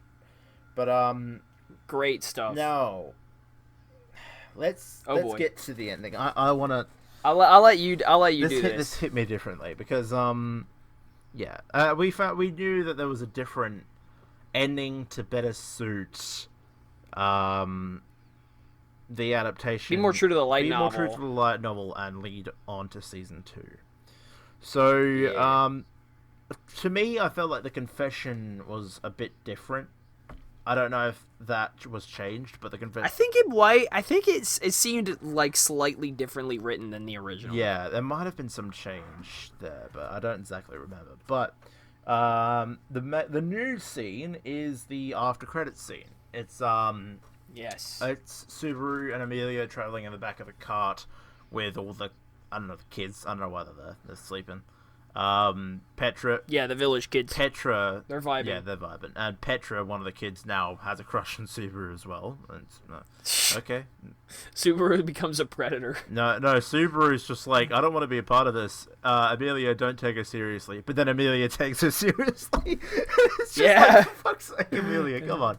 So you can kind of get that Amelia, she does like Subaru. It's just, yeah, you're right. She has, because she did. You could see it, like the jealousy on her face, Yeah. even ever so slightly. yeah, she hasn't outwardly admitted. Like, she said, like, she cares for Subaru and everything, but she's just not ready yet. because they are in the Yes. middle of the royal selection thing. So it all makes sense. She's just not Yeah. not ready yet. It all makes sense. But then like Subaru reminisces and thinks, I need to thank so many people. I'm in debt to so many people that have helped me get this far. And then he remembers the confession that Rem gave to him, and that he promised her like they would stay together. And Subaru thinks, okay, wait, I've just confessed to Amelia in the same way that Rem confessed to me, and I promised Rem she would continue to be a part of my life. I have to try and tell this to Amelia. So he starts explaining that he made that promise to Rem, and that she confessed to him, and he doesn't know how to go about it, so he just says it to her. And Amelia's just like, okay, calm down, I'm trying to get what you're saying. And then, like, he just says, Rem confessed her love to me the same way I confessed my love to you. I don't know what to do about it. And then Amelia hits that note and says, who is Rem? Yep. So, okay, I swear, in the original series, I swear in the last episode, at least before or during the confession, Subaru mentioned Rem, and then they went about it like everything was fine. I swear in the last episode of the original series, Rem was mentioned, and that no one freaked out like this, because they didn't make this a plot point. But now that they're making it more faithful to the light novel, what they've done is Subaru has accidentally continued the timeline without rescuing Rem.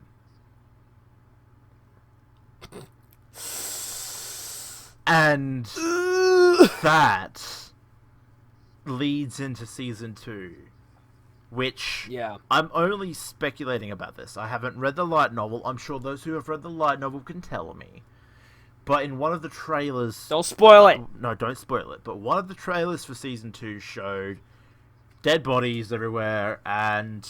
okay, here's the other thing. I swear I remember Rem's dead body being amongst the pile in the original trailer. So Rem is there. But regardless, Subaru's approaching a table where there's an elf with pointy ears and white hair drinking tea. But it's not Amelia, it's Satella.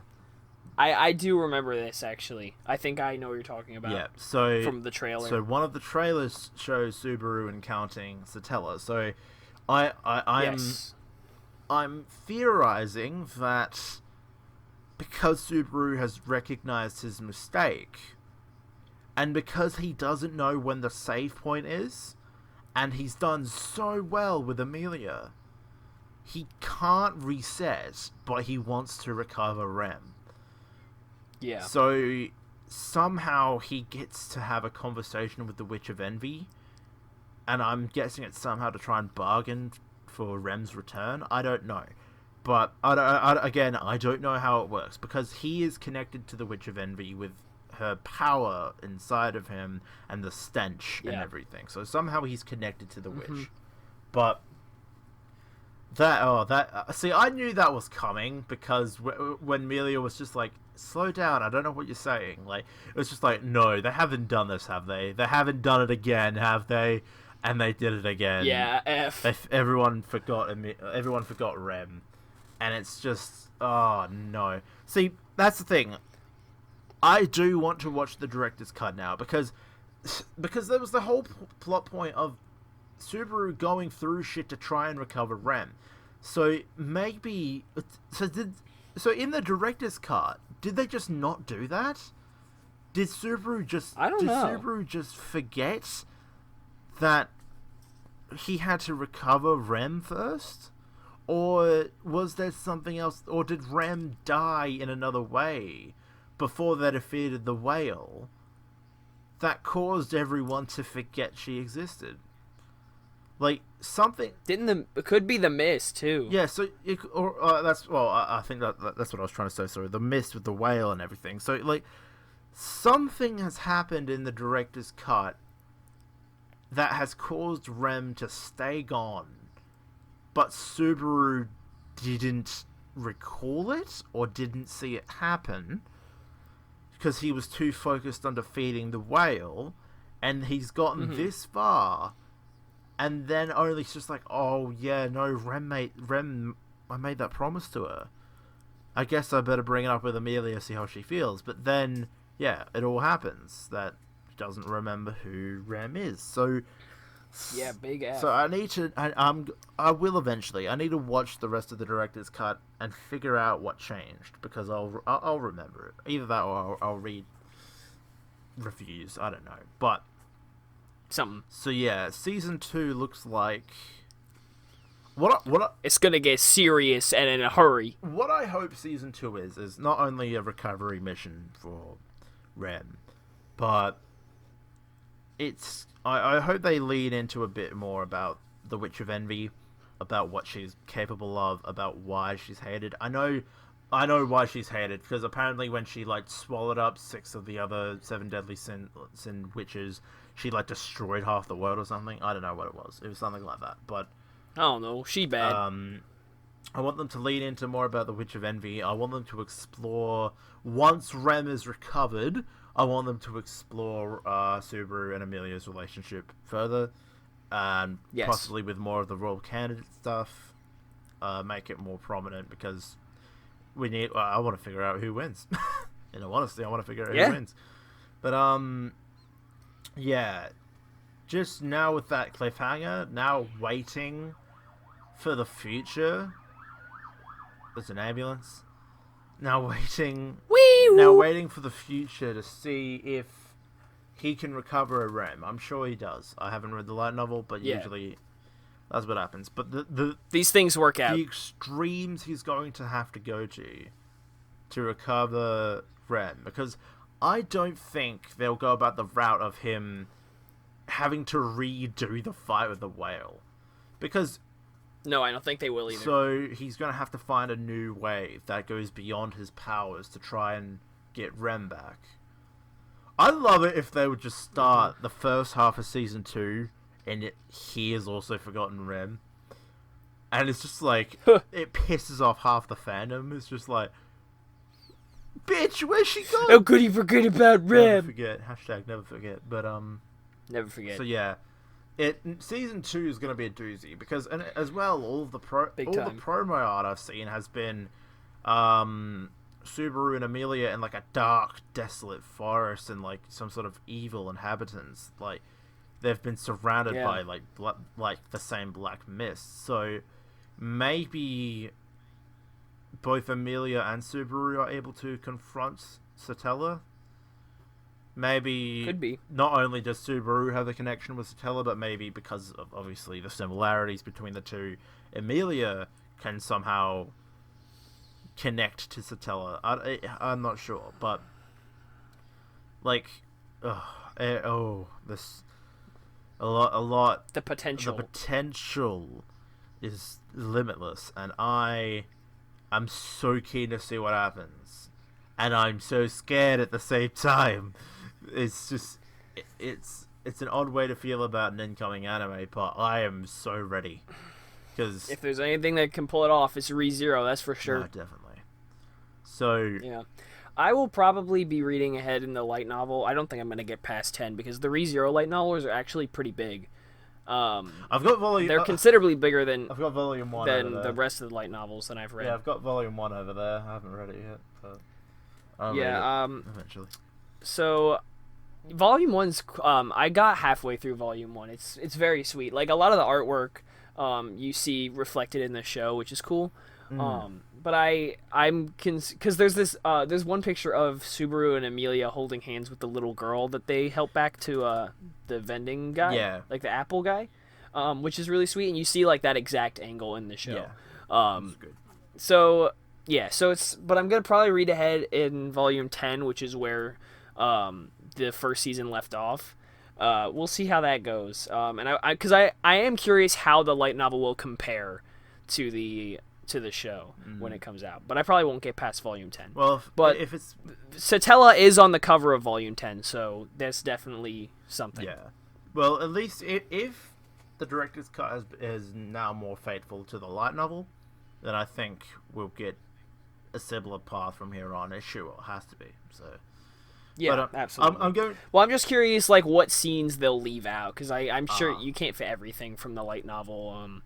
Like, I don't think it'll be that different. I think it'll be pretty faithful, but I'm just, like, curious how it compares in terms of, like, dialogue and, like, which scenes they leave out. And I'm just curious. No, that's fair. Well, considering each episode was like, you know what, they probably did cut some things out, but yeah, we'll see. I'm going to pose this question to you right now. Okay. Do you want to do another episode of the FireStorm podcast after Season 2 has fully come out and talk about it? Yes. Okay. This is if it's good enough. If there's enough to talk about, then yes. Yes, because I think ReZero will be the only anime we can pick up again in such short order, because not only is it coming out soon, but because now things are picking up again. Like, I was planning on doing this episode despite the Frozen Bond OVA, but then they released it not even a month ago, so it just kind of worked out. Mm-hmm. So I've only got a few anime I can call my favorite. ReZero has become one of them. Like, when I first watched it, like, it was like a few months after it first premiered, I watched it, and then I fell in love with it, and I'm just like, holy fuck. There's a lot to love about it, for sure. So, I am very interested to see what happens, and I would love to pick it up again in the podcast. For sure. Once Season 2 premieres, if there's enough to talk about. But I have a feeling there will be, because now there's so much they can do from here. Like, with sure. recovering Rem, with the royal selection, with Emilia and Subaru's relationship, I'm sure there was some more stuff involving Roswell and a bunch of the other side characters. There's so much more they can bring up. And then with the hint of Satella, there's gonna be a lot of shenanigans, and I am ready. I'm ready too. I'm prepared. Maybe not mentally, but I want it anyway. I want it. Fucking want it. I'm ready. I'm ready to lose my shit with Subaru. I'm ready to die. Da da da da da da. It's the bus where we lose our shit together. Wow. Come on the bus. Join us. Join up, and we'll all go mentally insane. Sounds Yeehaw! Like sounds like every day. Anyway, what? Do you have anything else to say? I didn't say that. No, I'm good. You're good? I reckon I'm good too. Subaru's hot. Subaru's hot? Didn't say that. Amelia's hot. What? Rem's hot. Yeah. I can't undig myself out of this one. I'm not gay. No homo. Okay, that makes it good. All right, that's all. That makes it fine. Yeah. Now, there's... I also kept my socks on. Okay, good. I'm proud of you. Yeah. That's good. Thank you. Also, Rem isn't hot, but Rem's cute. I think Rem's cute. I don't know. Just fair enough. Fuck you. Anyway, thank you all so much for watching. If you enjoyed this episode, let us know what you think of it and or ReZero in the comments section down below. Or tweet at us at FireStormPod. And if you have any questions, suggestions, or recommendations, please email us at firestormproductions2@gmail.com, or again in the comments section down below. And we have a few episodes incoming. Next episode, episode 30, will be the Random as Fuck threequel. So we'll Electric Threegaloo. So yeah, very soon, Gus and I will hop back on call in the next few days, and we'll get that going. We'll shoot the shit and talk about life, because we are gonna be. We're not gonna pick up anime and album reviews after this, because it took a certain toll to do it, and like the way how serious I took previous anime reviews, I went differently about ReZero just because of how big it was, but I accidentally took over it, and it felt I felt death. So I'm not. We're not going to pick up. Your voice hated you afterward. Yes, it did. So we're not going to pick up anime and album reviews again, unless like a brand new album from an artist we both love comes out, and then we're just like, fuck it, let's do it. We're not going to do them consistently. We mostly did it because of the coronavirus and us not wanting to talk about it continuously. So we pretty much. But yeah, episode 30 we'll be shooting the shit, and I want to confirm that episode 31 will be based on Breaking Benjamin. Because because Trent finally stopped being a dickweed and listened to them. Exactly. We did an episode purely for Skillet and everything about Skillet, and now we're going to do one of those again, but for Breaking Benjamin, because I finally listened to them and I love them. Yes. They're so good. Thank you. I know. Literally, like you and Tamisha and a bunch of other people were like, literally, whenever whenever we hopped in Tamisha's car to go driving somewhere, she always has Breaking Benjamin CDs playing. And I don't fucking blame her anymore. I understand. I get you. Now you get it. I get it. So good. Yes, they're very good. Also, I'm just going to pose this question to you now on the podcast. I sent you the images of the new anime from Keyworks. I'm interested. I'm interested. The creators of I'm on board. Angel Beats and Charlotte. I forgot what it's called, but it's about a girl that dies and can choose one person to join her in the afterlife or something like that. I don't know, but forced death. I'm tempted to do an anime review of it when it airs, because it's meant to air in fall 2020. So you do that. So yeah, we'll pick up album and anime reviews when either a good show or a good album drops that we want to reference and talk about. I feel like with Trinity Seven and Charlotte, we just kind of wanted to talk about them anyway, and with all the other albums, I mean, they all came out around the same time, so I mean, it worked. Yeah. But yeah, from here, it's going to be a bit more loose. We're going to bring up different topics again. And, have fun with it. Yeah. So, thank you all so much for watching. We hope you enjoyed this episode, and have a good one, guys. Bye! Amelia is best girl. I love Amelia. I love Amelia.